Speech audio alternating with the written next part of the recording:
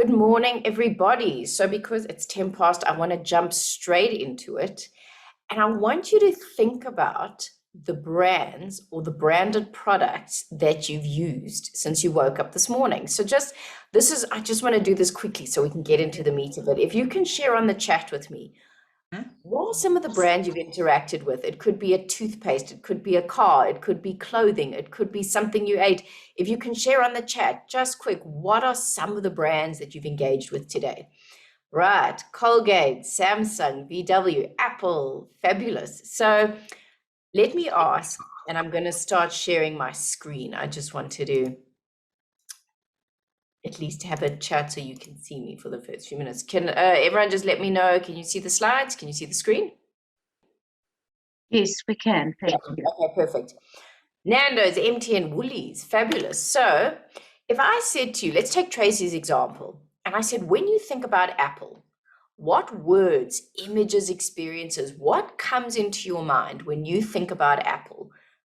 What do you think of? If you can share that in the chat with me. So some of the ones that often come up, well, let me see what you say first. What do you associate to Apple? What are the words, the pictures? Sleek, exclusive, absolutely. Thank you. Anybody else? So would you agree if I said innovation, if I said Steve Jobs, everyone always says expensive. So then we come to, okay, well, what is a brand then? And a brand is a promise, because it's a promise of the value you will receive for that product. It creates emotional bonds, it's in demand, but really what a brand is, it's a sorting device. Because if I said to you, I'm going to offer you two choices, you can have Coca-Cola or kind of the no-name brand wrapped in red ribbon, which one are you going for? Of course, we're going to go for Coca-Cola. Why? Because it's the promise of happiness and joy and thirst quenching and everything they tell us in the ads. So now if I said to you, think about people who have become brands, who would pop into your mind? And if you want to share that on the chat, please do while I'm talking. But these are some of the people that for me are really powerful brands. So again, if we took Oprah and I said, what words, what images, what experiences come into your mind when you think of Oprah Winfrey? What do you think about? And you'll probably say, she's a humanitarian, she's a great listener. We all think, everybody look under your chair. You've got one and you've got one. But she's a thought leader. She's incredible. She's, as I said, humanitarian. All these things come into our minds when we think about Oprah. So Jeff Bezos, the founder of Amazon, said it best. And he said, a brand for a product is like a reputation for a person. So think about that. Because in the same way, these brands create these words, these images in our minds, so do you. And the question is, really, what do you have to do to become a brand? Because we want to be specific. We want specific words to come into people's minds. And why does this matter? Because especially as a business owner, this is your sorting device. How does someone decide which company they want to go to? Who's going to render their service? They buy into you before they will buy into your product or service. And your brand is the promise you make, implicitly or explicitly. So it's, what do people expect of you when they engage with you? Because brands that keep their promises are consistent and trustworthy. And from the minute you engage with your customers, your clients, even the ladies in Woolies and Pick n Pay, you have a brand, because you're either branded as the impatient customer on their phone who's not listening, or the smooth professional who gets the job done. And your brand is a story, and it's a story that helps other people tell themselves a story about you. So everything we do, how you show up online, in person, how you manage stress and conflict, are all parts of the story. And no one knows you as well as you do. So that's why it's up to us to consistently show up in a way that's going to amplify our brand. Because your brand is not built on what other people are saying about you. And you've got to position it. Otherwise, it will be positioned by others. If I said to you, think about the people you work with, think about certain clients, already you've got images, you've got vocab forming in your head. And that's the point, is that people are ascribing a vocab about you, whether you're consciously involved in that process or not. So where do we begin? How do we start doing this? And the starting point is for you to think about, what are some words, what are 4 words that when someone thinks about you, you want those words to show up in their mind.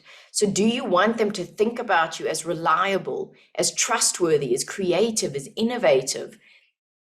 And then the question becomes, right, it's one thing to know this is how I want to show up, but what are you doing every day to demonstrate it? Because we can't walk around with a t-shirt that says ambitious, trustworthy. Our brand is experiential. And we're experienced moment by moment, second by second, and interaction by interaction with the people who you influence and who influence you. And so as soon as we start becoming aware, it's our behavior. It's everything we do and say that's going to communicate the brand you want to be. But sometimes there's a gap. We go, well, I want to show up this way. But if there's a gap between how you want to show up and how you feel people perceive you, that's what we're going to talk about today. And everything, the golden thread to remember, it's everything we do and say that communicates our brand. And so you've got to imagine this third eye that it's developing. Today's about self-awareness. And it's really understanding, am I saying, am I in what I'm not saying, communicating who I want to be? And this is the roadmap for today. We're going to look at our physical presence, our virtual, so every WhatsApp, email, how we are on social media. Interpersonal, how do we deal with stress and conflict? And social presence is how do we build relationships, network, not only with our clients, but beyond as well. And really the central core to what a powerful brand is, number 1, accountability, because we cannot blame. This is about taking ownership of who we are, what we're doing, how we want to show up. And as I said, self-awareness is key, because the more that you can start to understand, see, and really understand that it's everything that we do and say, you get an awareness into, okay, but it's not just one conversation. It's not just that one thing. Everything's telling a story. And attitude is so core to that. Because if you think about people that you love working with, they've got that that they will go above and beyond. They will go that extra mile, that go-giver mentality. And those are the people we want to rally ourselves around. And that's, I'm sure, how you pride yourself on your business. That's what you want to be to your clients. But if you think about, I always use the example of Harry Potter, that if you've seen the movie or you haven't, there are these creatures in Harry Potter called Dementors. And when they walk away from you, they pull the happiness out of you. And we all know someone like that, right? You have a conversation, they walk away and you feel drained because they're negative, they're critical all the time. And that becomes part of their brand. You associate them as, they're always negative, they're difficult to work with. And so attitude is so core to what we're doing today as well. Now, you never get to stop working on your brand, because just giving these examples, yes, they were at the top of their game, but they almost stopped caring. And, this is where they are today. They're not the same brand. But don't be scared of mistakes. We are human and we are fallible and we are going to make mistakes. Do not be terrified of it. If you can own your mistake, you can become a more powerful brand. And this is a fun campaign that came out of KFC in the UK a few years back. And what happened is they changed suppliers and they literally ran out of chicken across 700 stores. And they didn't blame and they didn't shame. They went, you know what? We're owning this. This is what's happened. This is what we're doing to fix it. And so just remember, mistakes are going to happen. But the way we choose to deal with it, this is what I'm doing. This is how I'm solving it. You can go above and beyond. So branding is not something you do. It's who you are and it's how you show up. So let's start with physical presence, because the message you send every day is shaped by the way you choose to dress, the way you hold yourself, and the way you connect with others. So you may as well send a message that creates the best version of yourself. And, when we think about branding, sometimes we think, yes, it's just about dress. It's the tiniest aspect. But why I want to mention it is, really clearly, we can see the difference, right? But what it does, what dress does, is it's about, are you inspiring trust in the person that you seek to serve? So if you think about you getting onto a plane, right? Think of how a pilot's dressed. They're in that uniform. They've got that aura of authority, and you really are putting your life in their hands. but you trust them because of how they show up. Now, this guy on the left rocked up and he said, "Good morning, everyone. Really excited for our trip to Cape Town today. You are on your way to another plane." And that's what we need to remember, is that it doesn't matter about brands. It's not about labels. Is the way that I'm showing up, whether you're online or in person, inspiring trust. And it's about being appropriate to the environment and authentic to yourself. So if you're in a really creative industry, or if you're in the fitness industry, you're not going to rock up in a suit. So it's, how do you become still appropriate, but showing your authenticity? And really, the key about physical presence is, are you behaving the same way, whether someone else is looking or not? Do you deliver consistently time and again? We can't, deliver, shoot lights out one week, and the next week we drop the ball. So this is really an important part, because this is what trust is built on. If every single time you went to your favorite coffee place, whether it's Motherland or Seattle, and it tasted different, eventually you're going to say, "Oh, I'm done with it. I'm going to find another brand." So if we think about the different ways we can communicate, right? Verbal is what we say, the non-verbal, what we don't say. And the question is, what is dress? It's actually the non-verbal. And what I'm going to share with you today is what I call a series of BLOs, blinding lights of the obvious. And as we go through this, you're going to go, "But I know that, but I know that." But the question is, do we do it? Because common sense is not always common practice.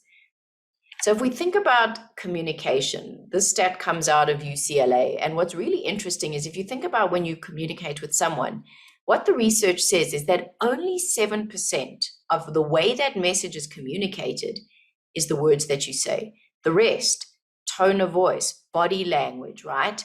And so what we need to start to think about, it's not necessarily only what we say, but it's the way in which we communicate it. And just some of the basics when we're talking about verbal communication. Number one is manners matter. Just go back to the basics, the please and thank you. Think about when you're driving on the road and you see someone who's indicating to come in front of you, and you think, "I'll be a nice person today and I'm going to let them in." All you want to see are those hazards going off, acknowledging to say thank you. And when that person doesn't do that and they just cut in front and they don't say thank you, you're irritated. And just remember, whether someone is doing what they are just paid to do, when we acknowledge, "Wow, thanks for that. Thanks for the extra hours. I really appreciate that." That's how you will really show yourself as a powerful brand. And also mind what you're shutting down. And yes, it's been incredibly challenging and we've been through so much. But if you are sitting in a meeting or a brainstorm and you are that person that's constantly going, "But it can't be done," that's just not possible. We start to become associated with, they're always negative. They always find the problem, not the solution. How can we be that problem solver? And, giving credit where it's due. But what's for me always the most interesting thing is that whenever we walk into a room, be it virtual, be it in person, people are making decisions about everything they see. And you haven't opened your mouth yet. So what are you telling them? So some of the things, the nonverbal, we need to remember is body language.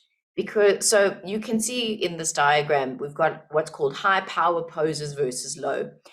And your body language is not just about standing up straight, walking into a room, puffed up. It's what are you communicating to yourself? Because we tend to sit in a powerless way more often than we think. And you can see the poses at the bottom. It's kind of, it's just you can't inspire confidence in yourself and other people.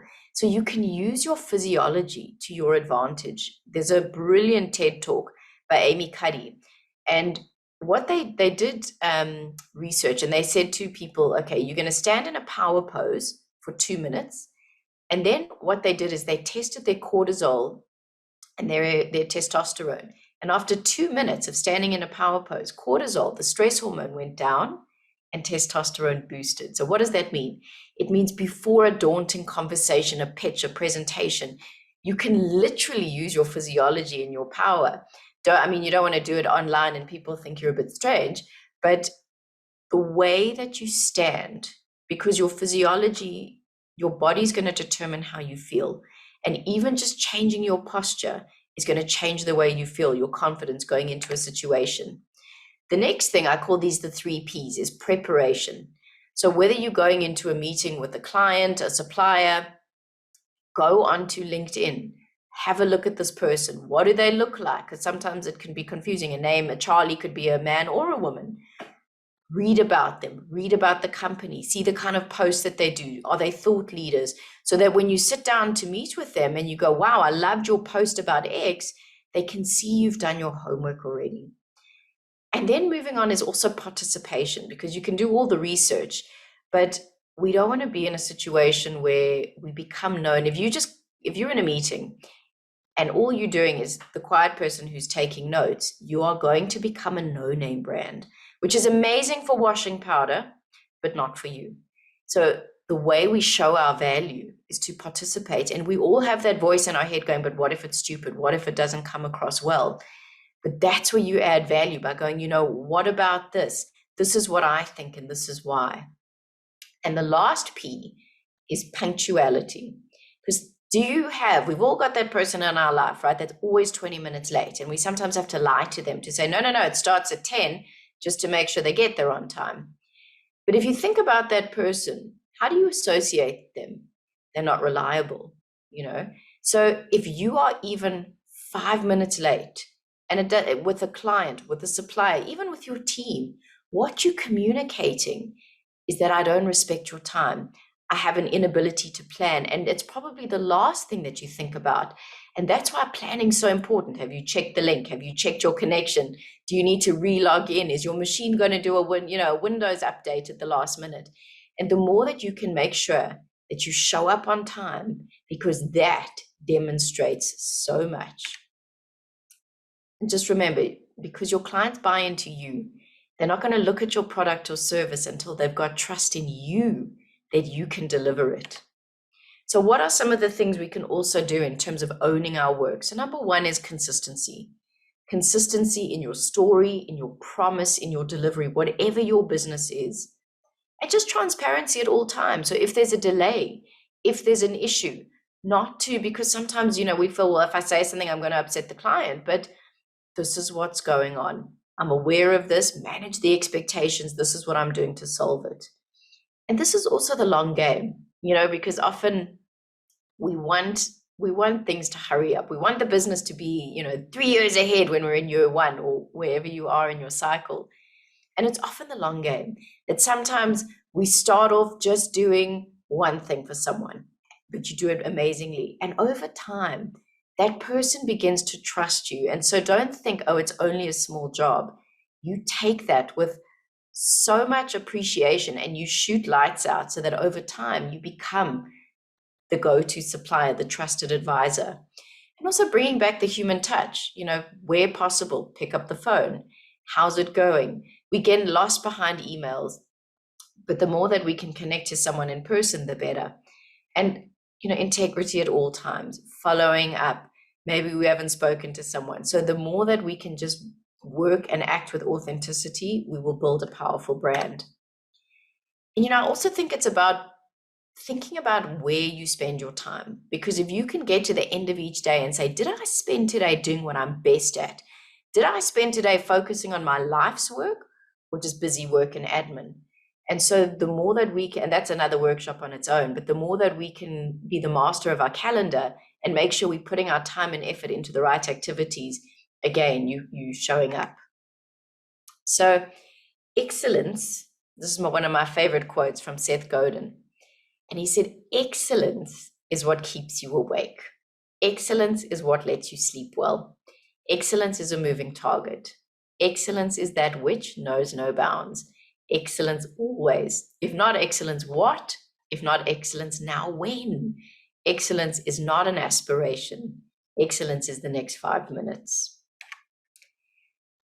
Now we're moving into interpersonal presence. So how do you deal with stress and conflict? Because you might tick all the boxes on the verbal and the non-verbal, but the image that you might create in someone's mind is that you are difficult to work with, and that becomes part of your brand. And that's why self-awareness, mastering your emotional intelligence is so important. So it's just asking yourself, sorry, I've got my chat open. It's just asking yourself some questions. So what kind of personality do I bring to the table? Do I respond defensively to criticism? Do I always need to be right? Am I always in a hurry? Always flustering to get the job done? Do I make mistakes because of it? Is it always someone else's fault? Do we blame? Were some behaviors reinforced in childhood? So maybe you had a huge family and, you always had to shout and scream to get what you wanted. Maybe you were raised that, if you're a woman, girls must be seen and not heard, or you must be just quiet and polite. So sometimes it's just the more that you can go, I am like that, the more we can begin to work on it. And if you think about your car, right? If you're driving and the fuel light comes on, oh, wait a minute, better get petrol. The oil light comes on, better go check that out. We also have an early warning system in our bodies, this amazing body wisdom. And when you get triggered, and there's a lot that stresses you out in a day, and we do get triggered, but the more that you can tap into that early warning system, so that could be maybe you chatting to someone or you get an email and all of a sudden, and it's a rude mail. What happens when you get triggered? Some of us, it's like your jaw clenches, your fists clench. You feel like your throat's closing, your stomach hurts. What is it for you? And the more that you can go, oh, wow, okay, I'm tapping into that. I'm aware I've just been triggered. The more you can start to slow down your response. And so the golden rules when it comes to conflict really is, so just know yourself. Seek first to understand and always assume positive intent. So let's say you walked past someone in the morning or you had a phone call with someone and they're normally always upbeat, but that morning they were a little bit off to you. And instead, our gut response is we go, oh, I've done something wrong. They're cross with me. But what if you thought to yourself, wow, I wonder if they just got some bad news. I wonder if, that maybe they didn't reply to my message because they're busy or they're in a meeting or there's something genuine, rather than imagine the worst case. And when it comes to conflict, if you can just remember, react to the outcome, not to the event. So what does that mean? What do you want as a result of the conversation? Do you just want to be right? Do you want to assert your dominance? Or do you want to be in a position where I can work with this person and we can have a good relationship going forward? So a story that I always tell, which just demonstrates this so beautifully, is quite a while back, I had a meeting with a charity organization and they asked me to come through to brainstorm some fundraising ideas. And I remember it was a Monday morning, it was pouring with rain, it was in the middle of town, and I arrived on time. And as I'm walking through the door, the woman that I was meeting, we'll call her Jill, literally was walking past me. And I said, Jill, don't we have a meeting now? And she said, I've got such a migraine, I just want to go to the clicks and go home. And I said, oh, and what about Carol? Because she was joining. And she said, I don't know, there was this emergency and I saw her leave about 15 minutes ago. Guys, I literally took a breath and I said to myself, what do you want to be known for? And I said, I'm really sorry that you're not well. I walked her to her car. I said, let me know when you're ready and we'll reschedule. And she was so grateful for how I responded. But do not get me wrong. When she walked through that door, and she canceled that meeting and she didn't try and get hold of me I was irritated because like you plan your days, but I had to override it because I knew what was more important. And if I reacted to the event and I said, but why didn't you phone me? I've just wasted an hour getting here. I would be labeled as a very rude person, even though it was on her to cancel the meeting, right? So that's the thing. It's what do you want to be known for? How do you want to show up? Because remember, sometimes when and especially when you think about virtual communication, right?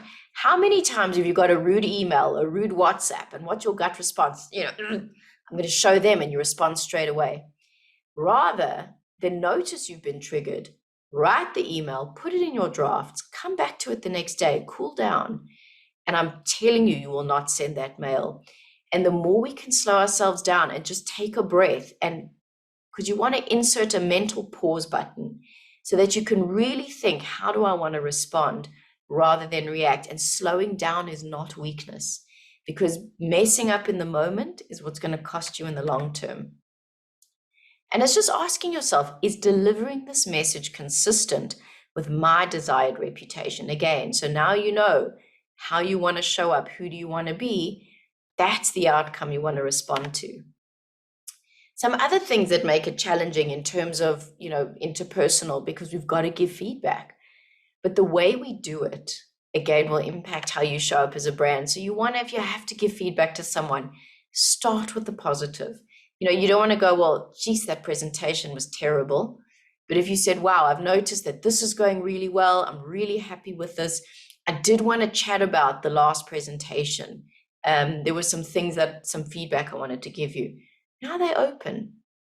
Do it in private, so don't name and shame. And also don't delay, because sometimes what we do, and this is also in your personal and your professional life, because we are here as humans, is that someone does something, you think, I'm just going to let it go. But it's bothering you. And it can be over a period of time that eventually they do something that is so small, but because you've been harboring this grudge and this irritation, you just explode. And so sooner than later, we want to be able to sit down and address it. And also, before we move on, is for us to grow as brands, we also need to be able to receive feedback. Obviously, it's got to be done in a way that's got our best interest at heart, but not to see it as a criticism, but this is a way that I can improve. How can I do something better? Being able to receive that and also being coachable. Now, who finds it hard to say no? And this is really important in a session like this, because I've just been telling you about how you've got to show up. And our biggest fear is that if I say no to something or to someone, either I'm going to lose the opportunity, or I'm going to let them down, or they're not going to trust me, I'm going to lose the business.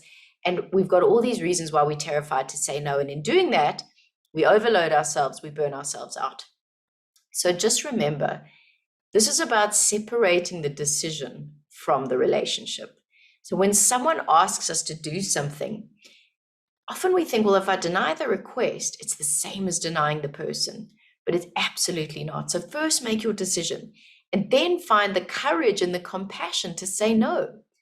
And how do we do that? So this is called the yes sandwich. Number one, you positively acknowledge their intent. Two is where you graciously say no. And three is optional, where you give them an alternative. So in the real world, if someone said, come to an online, networking event or comedy hour, you could say, look, thanks so much for the invite and for thinking of me. Unfortunately, I'm committed. It's my family time, but please think of me for the next one because I'd love to be there. And often, we think we've got a time management problem, but most of what stops us saying no is that we've got a people-pleasing issue, right? Because when someone asks us to do something, we go, I'll do it for you tomorrow, knowing your plate is overloaded, and then you get stressed out. So first thing you want to do is say to that person, let me check my calendar and I'll come back to you. So now you've got a buffer.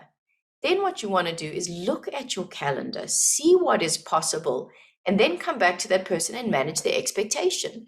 So you can say, look, my calendar is swamped until Friday morning. Is Friday afternoon going to work for you? And they'll probably say yes. It's because we've, and it's that fear of when it's your business, you think, well, if I say no, what's going to happen? But I've had so many clients who've burnt themselves out because and then the client begins to take advantage because they know, well, she'll always say yes, and then drop things and do things at the last minute, ridiculous deadlines. And so we've got to be able to say, look, and maybe it takes saying no once, and it's not easy because we don't want to upset that client, but to say, look, I can help you here. And another thing you can do is to say, what is the real deadline? We assume it's tomorrow, but just turn around and go, okay, great. What is the absolute latest that you need this from me? And then work around that. And of course, if it's urgent, we show up, we come to the party, but that should be the exception, not the norm. And maybe someone, who comes to you and it could be really challenging, you could say, look, currently I'm working on X, Y, and Z. If I take this on, one of these needs to lose my focus. What's the priority for you? And now you've put the ball in their court. So it's not about say no, it's how can you navigate the conversation, because what you don't want to do is compromise your quality because of quantity, because you deliver badly once and that's your reputation. And think about your weekends as well, guys. As entrepreneurs, you need your recovery, and especially on the weekend. So if you say yes to come to this function, come to this party, come to this lunch, and you say yes out of guilt or fear, it should probably be a no. So once you give yourself permission to stop trying to do it all, can you make your highest contribution to things that matter? And even Warren Buffett said that the difference between the successful and the really successful is that they say no to almost everything. So, just if you think about it as a reflection stop point, are you comfortable to say no when appropriate? Do you avoid conflict to the extent that your life is filled with activities that you just don't have the time for and aren't even that important? And so you've got to think, do I feel bad saying no? Do I do favors for others so they like me? Why do you give away your precious time? Is it serving you? And what can you do to make a better choice? And again, also, it's just understanding when it comes to interpersonally is how do you deal with stress? So this is, again, self-awareness. What happens to you under stress? How do you react when others are under stress? What qualities bother you? How do you handle them? So the more you know yourself, and especially when you're in a stress state or you're in the zone or you're under deadline, maybe that means go work at a coffee shop. Maybe that means putting an angry bird on your desk or a sign or a something. But the more that you know yourself, the more that you can start to control that. Right. So what I didn't share with you on our roadmap, and this is probably the most important one, is how are you showing up to yourself intrapersonally? How are you showing up to yourself with the thoughts, with your beliefs? Because again, you could show up in one way feeling, you're doing the body language and you're doing the posture and you're very polite and you deliver and you're on time. But if your thoughts when you walk into a room is, I don't deserve to be here, you've got that imposter syndrome where you think everyone's going to figure out I know nothing. If we don't get that part right, that can bring you down because it comes through everything. So let's think about, so if we think about, right, the self-talk, that conversation that goes on every day, we've all got that inner critic. Now, what the research says is we have between 12,000 and 60,000 thoughts a day. Ladies, I think we play north of 60,000. Guys, we're somewhere in the 12,000 mark. But what the research says is that 80% of these thoughts are considered negative. Battling guilt, I should have been better than this. We compare ourselves to others. But what's even more disturbing is that these 80% of negative thoughts, we just recycle them every single day and we haven't stopped to check in. And so when those thoughts come, there are 3 steps. Stop, challenge, choose. So stop yourself. Challenge the thought, I'm not enough. I don't deserve to be here. Is it true or is it your irrational thinking? And it's often our irrational thinking. And then choose a better thought to replace it. And I'm not talking false psychology, false positive psychology where you're going, I'm amazing, because you're going to go, well, no, you're not.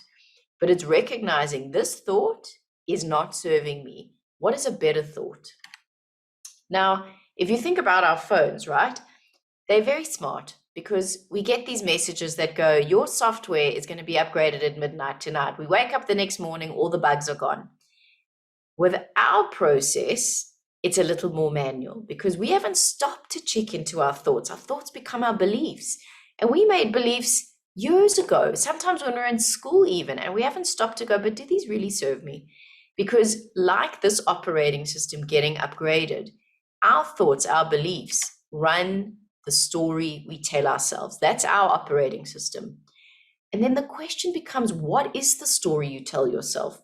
Because if your story is, I'm too old, I'm too young, I'm bad with tech, I'm a terrible public speaker, should have done it in my 20s, your mind is always eavesdropping. And so if you can begin to think, right, I'm a master coder, I'm upgrading the software. Why? Because your story dictates what you show up to. So if you've told yourself, I'm just an introvert, I'm a terrible public speaker, anytime an opportunity comes for you to show up in that platform, you're going to turn it down. Rather than, and we're going to move into growth mindset later, but that's why we've got to get the story right. And it's not only about what we do in a day, it's where do you put your focus? Because as an entrepreneur, you are with yourself all day, every day. And where you put your focus is going to determine how you feel. And what we tend to focus on is what we can't control. And if you think about the last 2 years, if you think about COVID, if you think about what we've been through, so much we can't control. But when we focus on the things we can't control, we start moving into anxiety. And I'm not talking chronic anxiety, but those looping thoughts that how am I going to get this all done?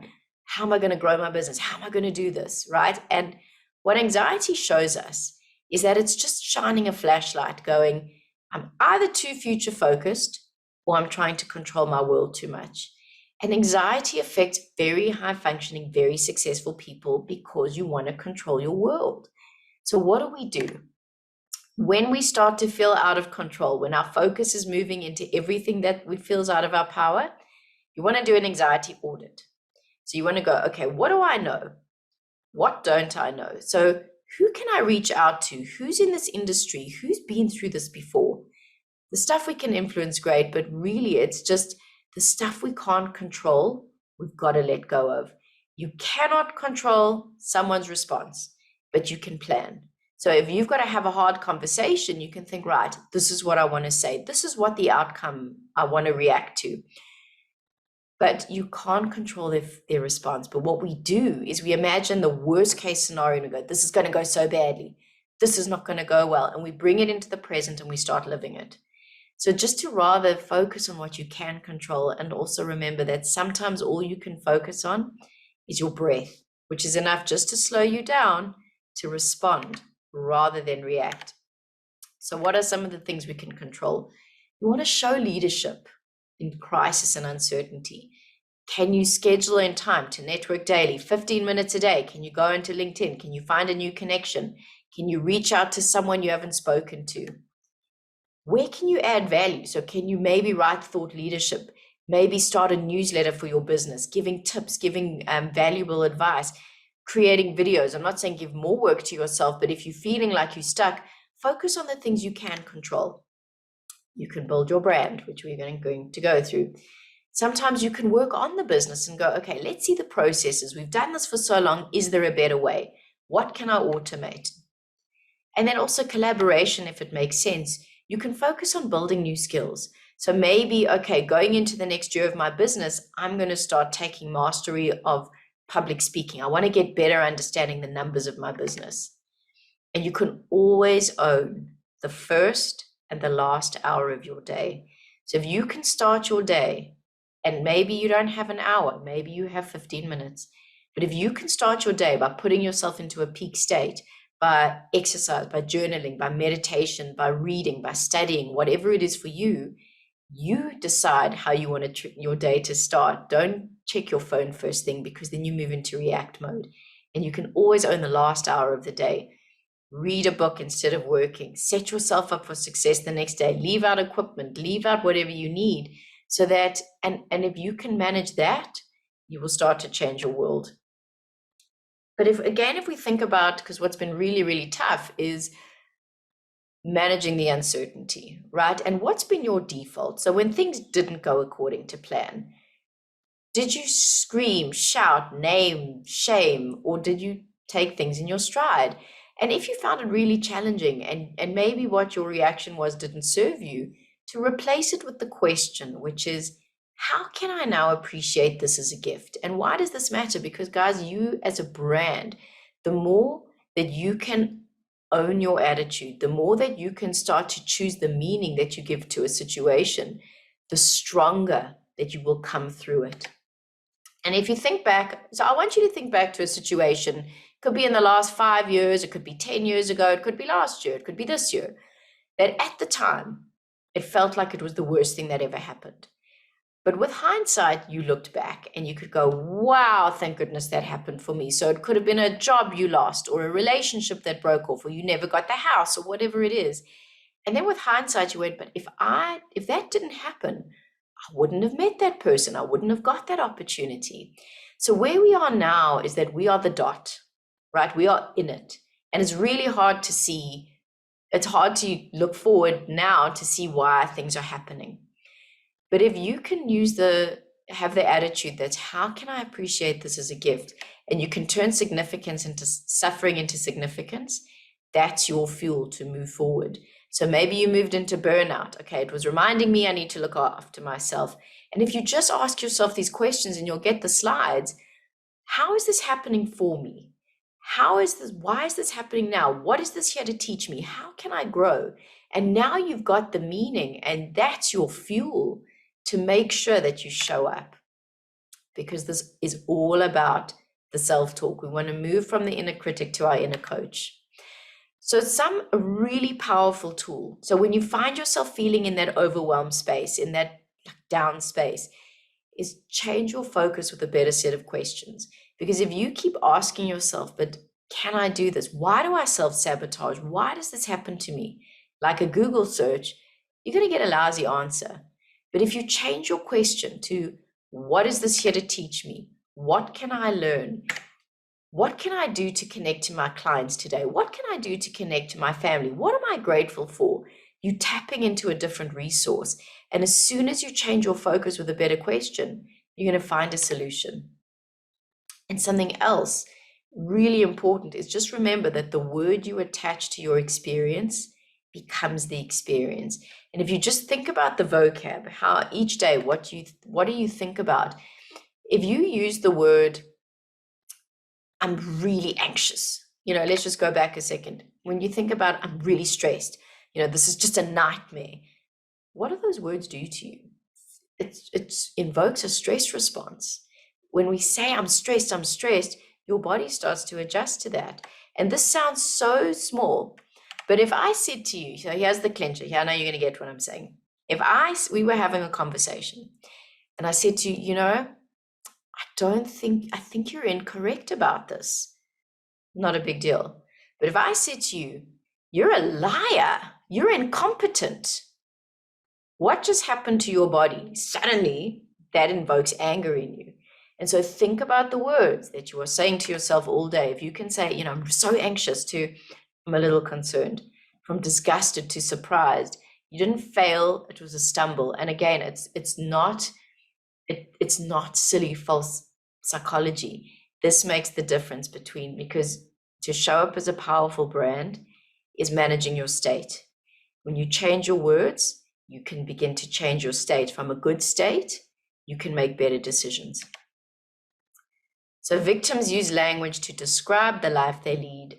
Owners use language to create the life they lead. So guys, choose your words. Choose the words you tell yourself and choose the words you tell others. And I'm not going to go into this in a lot of detail because, again, this is a workshop on its own. But if you want to, really, this is where you're building in the reps of being an amazing personal brand. It's just the stuff you should be doing. Exercising, good nutrition, sleep, relaxation, connection to others.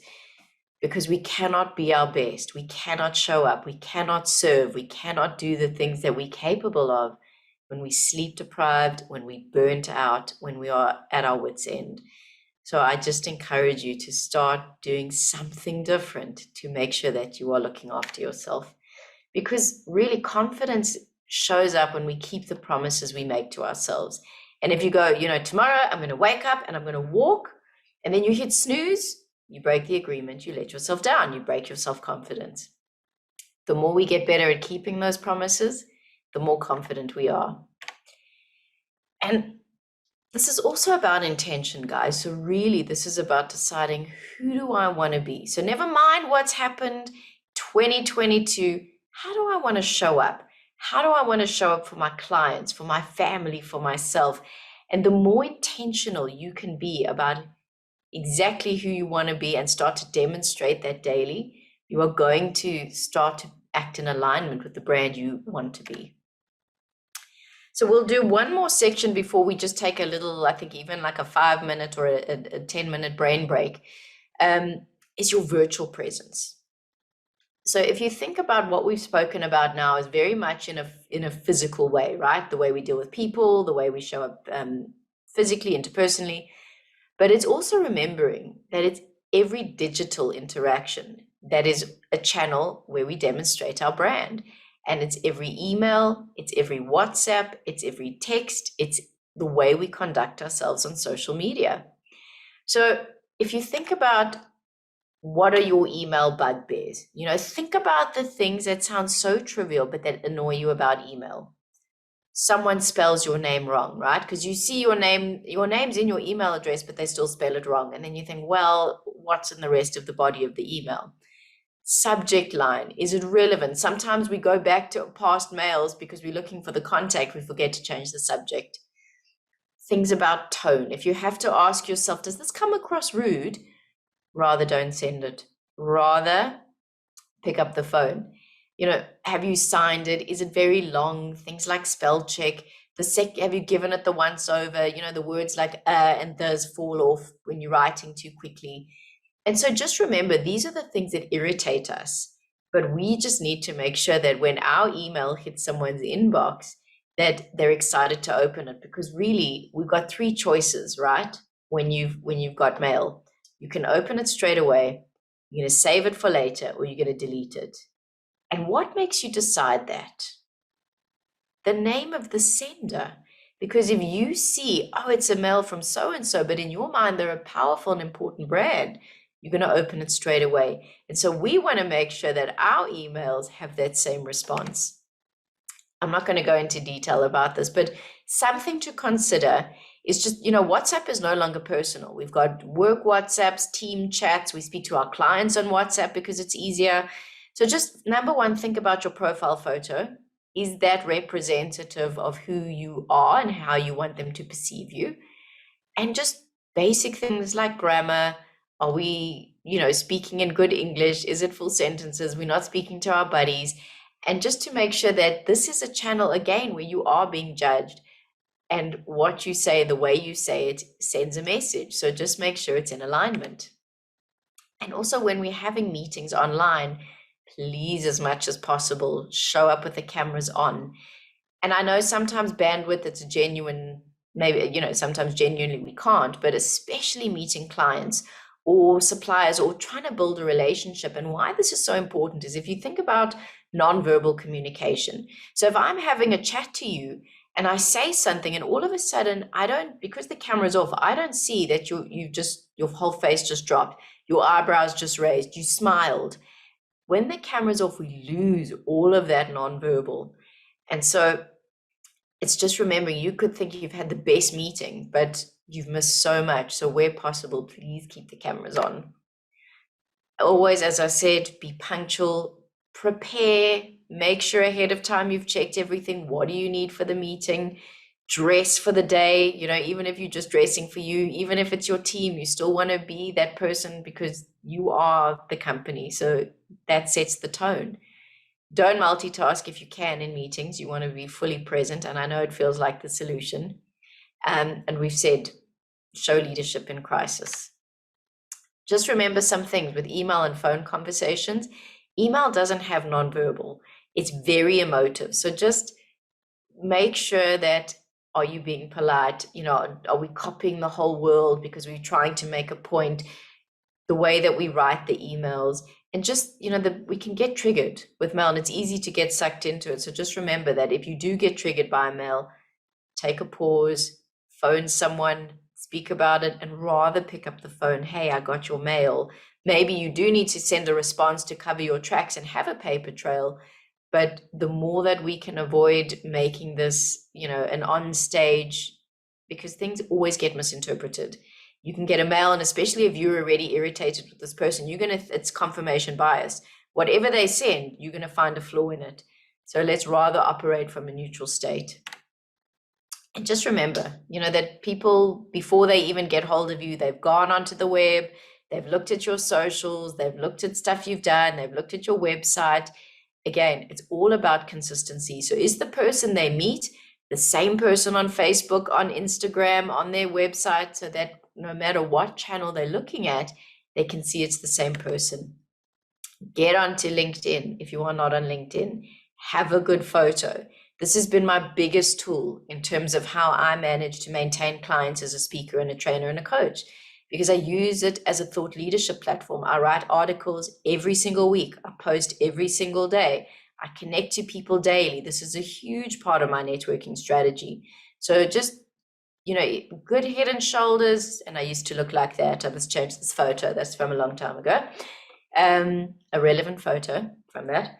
And, a good summary, but use this as a tool. And just remember, if you think about when it comes to posting on social media, it's not just you. It is your brand. It is your company. So you need to think that, here is a billboard. Whatever I'm posting is a picture of me and my company logo. It's up all day. It's lit 24/7 and it doesn't come down.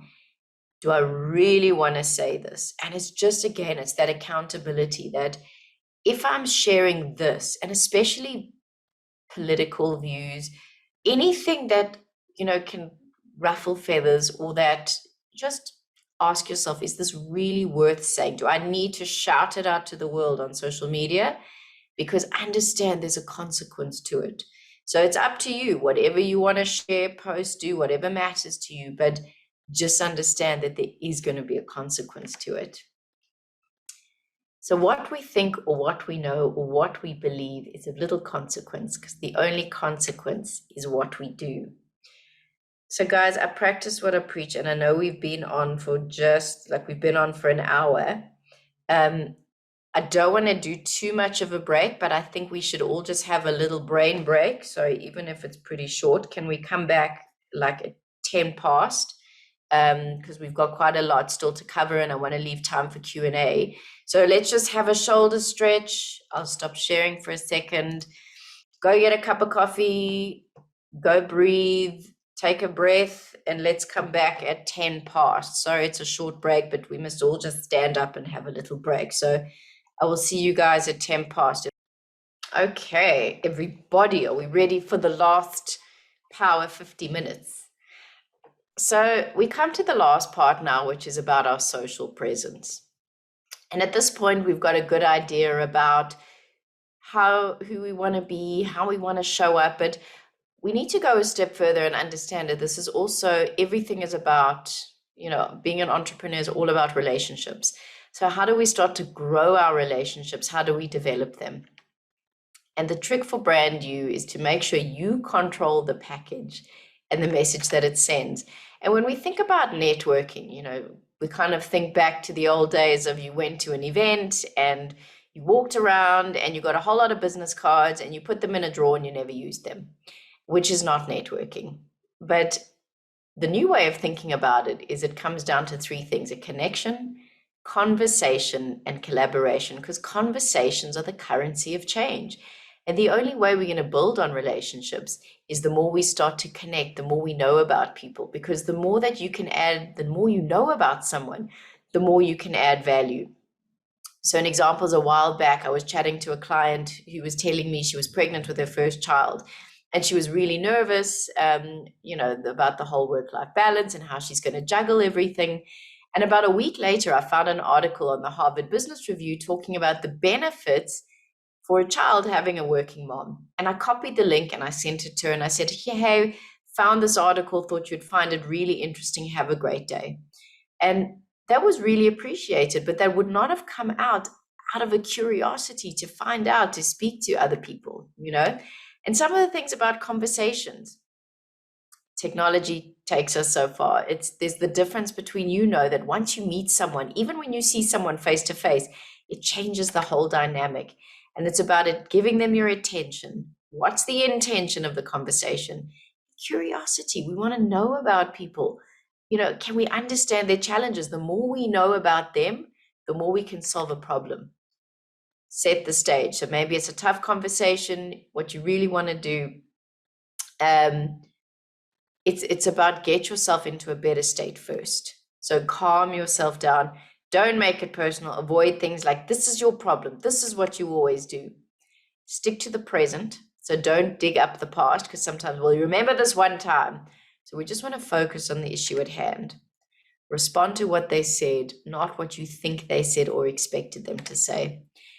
And, just beware of one-upping. That person who's always, you say to them, I'm stressed. And they go, you stressed? No, you don't know what I'm dealing with. I'm not feeling well. You're not well. I had COVID and you don't understand my experience. So we just got to, bear in mind that we are not that person. and prepared. The more we can prepare, the better.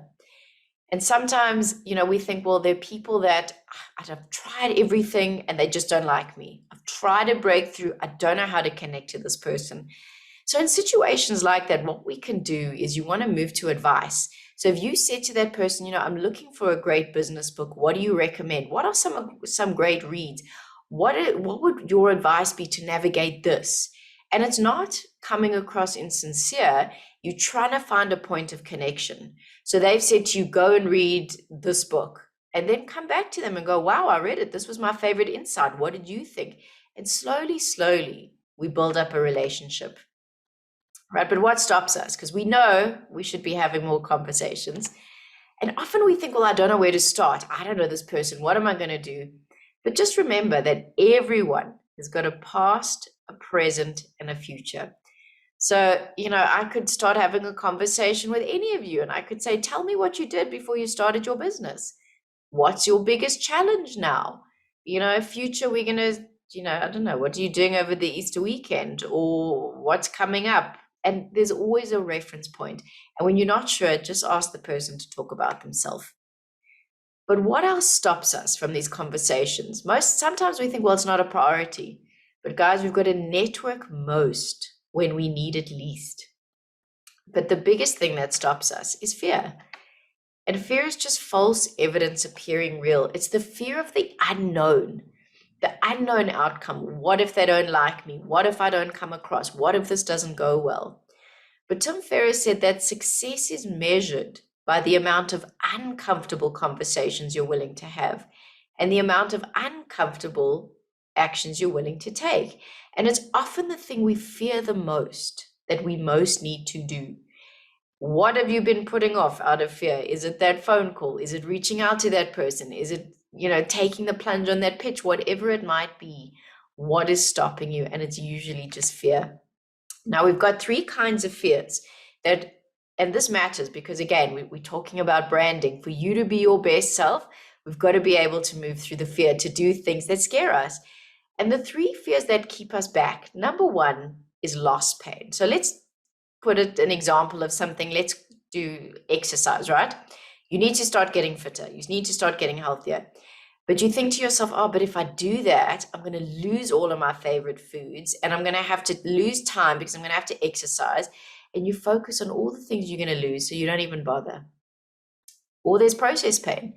What does it take to exercise? No, I've got to join a place, and then I've got to get equipment, and I don't know what to do, and I'm going to walk in, and then it takes time out of my day. And by the time you've just thought about it, whereas you could say it just is a run around my block, you've talked yourself out of it. And the third is outcome pain, which is really the fear of disappointment.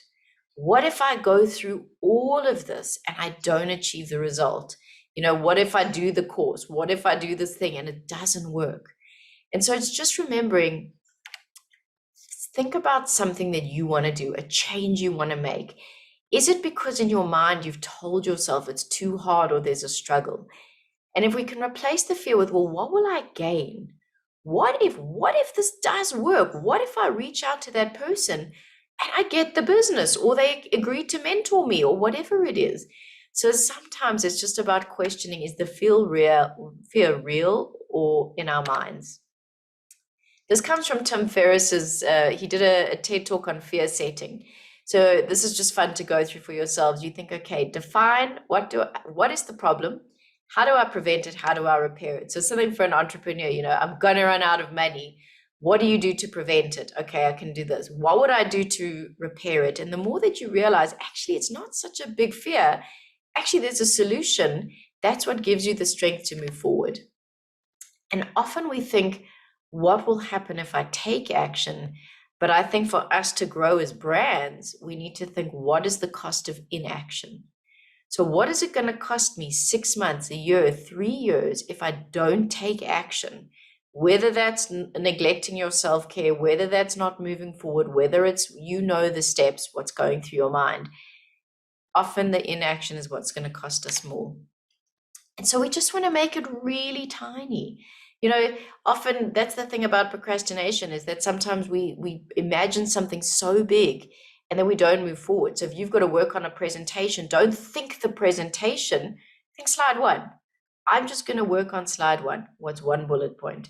And it's the same with self-care. Don't think in hours, think in 10-minute increments. And sometimes use fear as the compass, because if you think about things that you've achieved that at the time terrified you, but you did it anyway. That's what you do as entrepreneurs. You do it anyway. And next time an opportunity comes up, you just need to go, oh, this is another one of those. It's making me uncomfortable. Why? Because I'm going to grow from it. And this is the next step to how do we move our brand?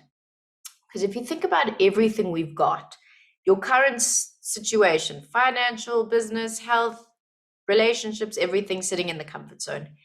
Everything we want is sitting in our courage zone. And this is being able to say, right, I'm going to have the courage, not necessarily to say, I'm going to go and do this huge thing. Sometimes it's the courage to do things differently. Maybe it's the courage, I'm going to say no to that impossible client. I'm going to start protecting my boundaries. It's the courage to do things differently that's going to set you up for success. And what do we need to move into this courage zone? It's really about moving from a fixed to a growth mindset. A fixed mindset is saying to yourself, I'm bad with numbers. I will always be bad with numbers. But the growth mindset goes, it's not my best now, but I know it doesn't dictate my future. With enough practice, I know that if I put time into it, I'm going to improve. And that's why it's so critical, especially when failure happens or we face challenges. Because the growth mindset is going to say challenge is part of the journey. That's part of being an entrepreneur. That's part of our growth. When things are easy, we don't grow. So how do we develop this? Number one, develop your own life curriculum. Because whatever you studied, if you wanted to do marketing, if you wanted to do HR, if you wanted to do whatever it is, you went to a place and they went, here is what you need to know. But now you want to take control of that. So if you want to start to improve your skill set, I want to get better at public speaking.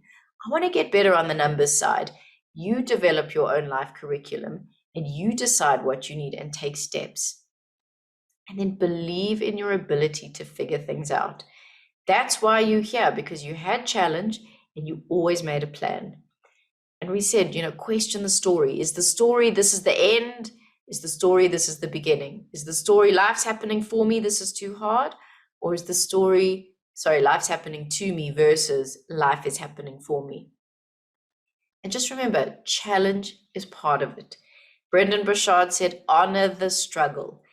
There are going to be tough times. That's part of what this is all about, but embrace it. It's part of how we grow and learn. And a huge thing, for how do you build that self-confidence? How do we move forward? Is we need micro bravery, and that's developed by looking back at our past successes and being able to say, okay, what were my wins in the last 90 days? What have been my wins? If I think, okay, who's my 20-year-old self? What would they say about who I am today? And acknowledge your past successes. Because often what we do is we go, well, yeah, it was fine, it was easy, but only now when I get this, then it really counts. And if we don't acknowledge our past wins, it's very hard to move forward, because courage supersedes confidence. You need to show yourself, acknowledge what you've done, because that's the evidence. Oh, well, I did that. Oh, well, then I can do this. I can keep moving forward. Sorry, my lights just switched off. So if you think, a reflection, I love these reflection stop points. So if you really, and think about these, journal about these, what past experiences are you most thankful for that at the time felt like it was the hardest thing, but in fact, it shaped you into who you are today? If you could turn back time, what would you do differently? What's the bravest thing you've ever done? What encouragement would you give to your past self? And I think the thing that really freaks us out the most is that as entrepreneurs is that there's this fear of failure. Like, what if I do this and what if it doesn't work? But the thing is, what if you reframed it as feedback? Failure is not, it's the end. Edison had 1,000 ways how not to invent the light bulb. And if you think to yourself, what did I learn from my last failure? Maybe you moved into burnout and you realize I shouldn't have ignored those early warning signs. Maybe you should have had more empathy. Maybe you should have consulted. Maybe whatever it is, take the lesson, because that's, you're incorporating the growth into who you are. So don't waste the failure. Take the lesson and leave the emotion behind, ditch the story. So now if we're talking about, if we think back to those words we wrote right in the beginning, right? What is essential to network, to build strong relationships? And that's about trust. And trust is credibility and consistent behavior. That's all it is. And the way that we begin to build trust is, and it sounds so silly, but is through listening. And the question is, do we really listen? Because think about when you engage with someone, do you really listen? Or are you thinking about what you want to say next? Or are you thinking, how can I fix this? And sometimes people just want you to hear. They just want to listen. They want to know that they've been heard.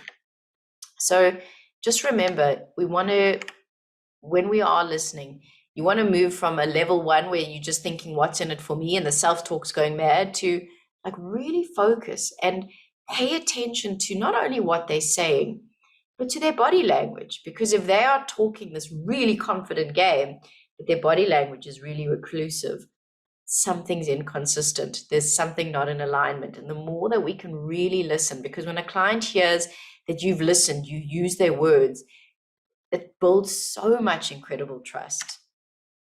And also think about, when we talk about growing our network, think about 10 people from your past you'd love to reach out to. Who have you fallen out of touch with that's had a really big impact? And it's not, sometimes we think, well, I don't have anything to offer them, but it's not about, this is about moving from a go-getter, okay, what's in it for me, to a go-giver. And sometimes just reaching out, touching base. Hey, what are you up to now? This is what I'm doing.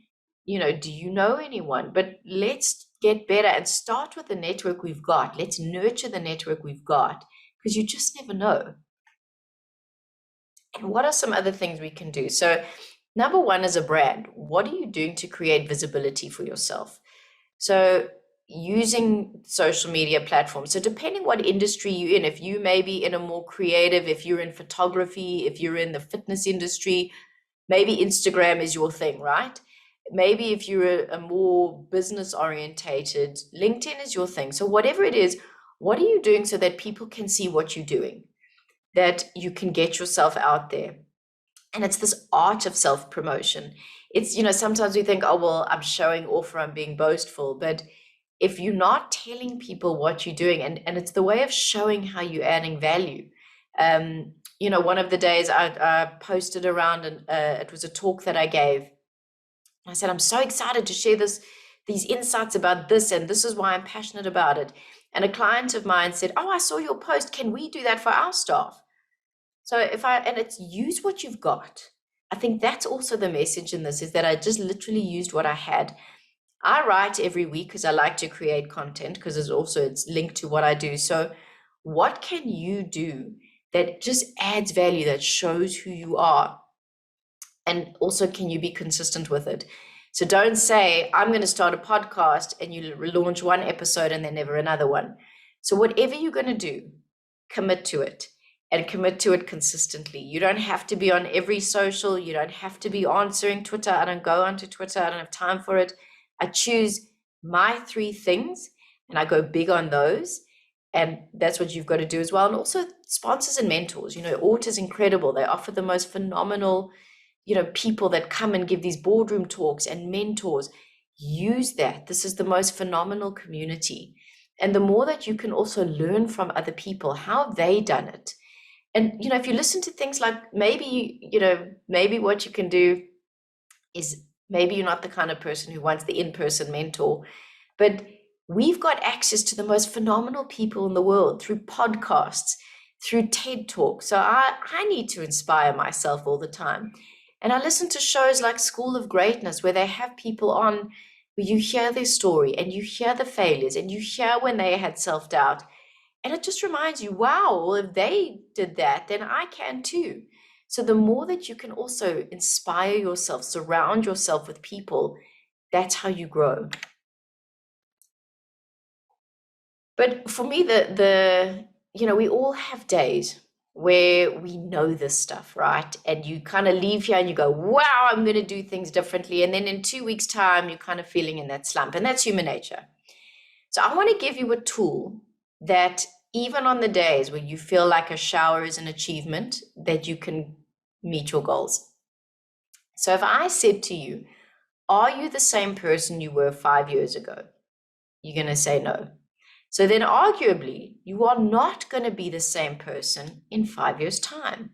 And so if you can begin to see current you and future you as two different people, you're going to start to make very different decisions today. So let's say the you of 5 years' time is in this role and it's this position you've always dreamed of. The business is at the level you wanted, but it requires a lot of public speaking. But current you has told yourself, I'm an introvert, I'm terrible. So what you want to think to yourself is, in order for me to show up to future self, I need to be authentic to them. Doesn't matter if I'm not comfortable today. I got to put my hand up for every opportunity, build that skill set so that when I get there, I'm setting them up for success. And it's the same with your day-to-day decisions.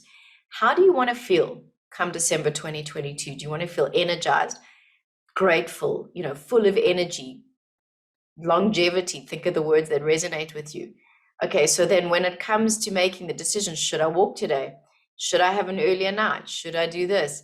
Yes, because you start to, it's not just about, when it's us every day, we give into instant gratification. When we know why and who we're showing up for, we make different decisions. Some questions, because the more clear you can get on who is my future self, the more it transforms your vision of who you can be. It moves you out of this thing. So when challenge happens, you go, this is just a speed bump. This is just a ditch in the road. If I know I'm going there, then I can move through this. So take these questions today and really journal, think about it. What is their day-to-day life like? What do they do? What is their day-to-day? And it's not only about they earn this and they're doing this and it's not how many clients or how much money. It's how do they feel at the end of each day? Wow, they enjoy the day. They've got so much joy for their work. They're so passionate. They care about contribution. That's when we learn those are the things that really, really matter. How do they sleep at night? What's their energy levels like? And the more crystal clear that you can create this person, as it is you, the better decisions you will start to make today. And because remember, when we choose a behavior, you choose its future consequence. So if you think, oh, well, what difference is it going to make if I just watch 10 minutes of an inspiring talk a day, or if I read for 10 minutes a day, or if I start walking 3 days a week, over a week, a month, a year, that becomes your brand. That becomes who you are. So it's the future consequence. So another thing that you can do is, if you think about now, because yes, we're thinking about future, but how do we bring it back to today? How do we make sure that current us is having the days that we want, that we're showing up as the brand we want? And if you think, okay, well, write down a typical day. What do I do in a typical day? From the moment I wake up to when I go to sleep, where are the gaps? What do you identify? Are you showing up in the calendar? Is your time spent on busy work? Are you actually getting to the stuff that you love doing? And then write down your ideal day. And what can you start doing differently? Because how you schedule your day is how you spend your life. And, your brand is not just, I've got good posture and I'm smiling and I look, and I show up with the camera on. It's the way we spend our day. It's how we feel throughout the day. It's what is our state of every day. And think to yourself, what can be improved? What am I not making time for that will start to make this an ideal day? Because this is really about decide who you want to be and then prove it to yourself every day by micro wins. And a micro win is just the first step towards your goal. It's one squat, it's one lunge, it's one mindful breath. But what we want to do is that as we grow, right, as we move through, as we start to change our behaviors, is that when we look back, we want to internalize the growth. Because someone could say, I've got 20 years of experience. Do they have 20 years of experience, or have they just repeated the same year 20 times because they haven't taken the lessons? And if we can just, if we think moving through the challenges we're facing now, if you imagine you're holding this little basket and you just, every time there's a lesson, you just incorporate it and it becomes part of who you are. So your brand evolves. We don't stay the same person. And as long as we take the growth and the lessons, we keep moving into that next better version of ourselves. So some quotes to close off before we move into Q&A. So this one comes from Austin Kleon. And he said, so for me, this is the heart of branding. He said, build a good name. Keep your name clean. Don't make compromises. Don't worry about making a bunch of money or being successful. Be concerned with doing good work. And if you can build a good name, eventually that name will be its own currency. And Woody Allen said, 80% of life is just showing up. And again, if you think about it, when opportunities come, think about where you are now. It's because you weren't sure at the time. You didn't really know how you were going to get there, but you went, okay, I don't know what the end result is going to be, but I'm going to do it anyway. And you are where you are because you showed up to that opportunity. And that's all we can do, is that we don't necessarily need to know where the next step's going to be. But if we just keep showing up to the opportunity, showing up to our clients, showing up to doing great work, showing up to ourselves, we're going to, because this is really about deciding who do you want to be and then proving it to yourself every day with micro wins. And, you know, there's a lot, I mean, I'm notorious for throwing a lot of information in a short space of time, but I want you to grow from this. I want to give you a lot to think about. And maybe tomorrow morning, you're going to think, oh, I'm not sure where to start. And if you just say, well, rather, what do I want to do today? What would future self want me to do today? And I think, you know, my message before we move into questions is that I know that we've spoken about a lot. And if you can just think about what's one thing from today, what's one thing that you can start to do differently? What's one thing you noticed that came up for you today? Well, yes, you know, I just charge into conversations, or I tend to assume the worst intent. What is it for you? And then just slowly start working on that thing, and then start working on the next thing. Because if we try to take on too much at once, you know, we tend to give up. So start slow, think about what it is, and ask, what would future me want to do today? So I wanted to leave a little bit, sorry, now what's going on with my mouse, more for Q&A, because I know that there's a lot. If you want to open up the chat, Trace, are there any, I don't see that there are questions. Does anyone have any questions? Please don't be shy. This is your session. This is your opportunity to really take the most out of it. So I'd love to open it to the floor. So we did have one question earlier on. Elizabeth asked about the quote that you used on excellence, and she Yes. asked you whose quote was that? So I'll put it in the chat. So that is Seth Godin. Actually, a great book that I recommend from him is The Practice, especially for the for entrepreneurs. It's a great book to read. Thank you. The Practice. Yeah, great book. Thank you so much. Are there any other questions? You may unmute yourselves, put your cameras on, and engage in any way that you feel comfortable to. And if you don't want to put, yes. Hi, Tracy. How's it? Hi, Philip. Oh, Philip. Yeah, I'm back. How are you? Yeah, survived so far. I had an interesting experience 6 weeks ago. I walked into, cutting a long story, very, very short.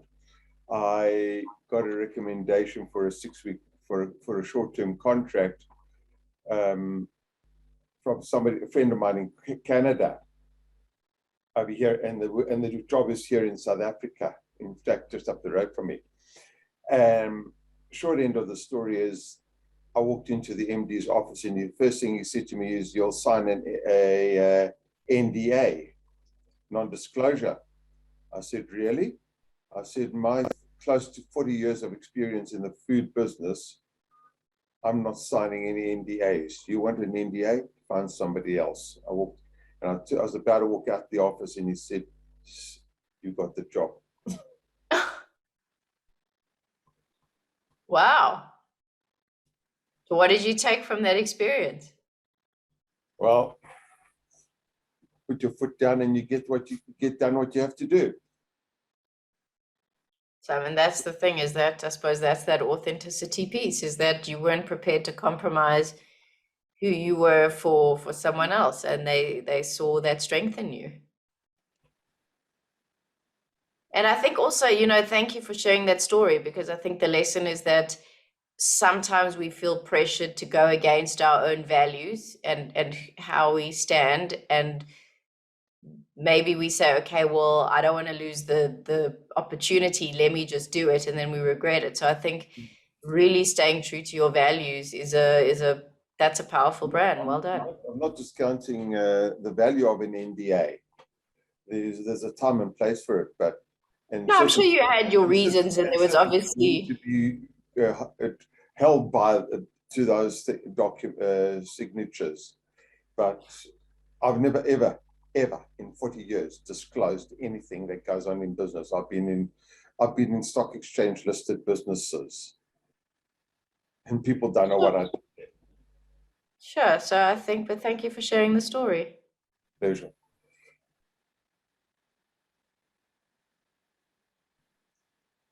Does anyone else have a So for me, one of the key takeouts today were, and I've spent so much time in personal branding with you, Laurie, was the power of your words, and what you feel is not necessarily what you should be saying. And when you say the incorrect words to describe a situation, that becomes your reality. So for me, that was amazing. Danny has put a message in the chat box. Elizabeth has just put a message in the chat box to thank you so much for your time this morning.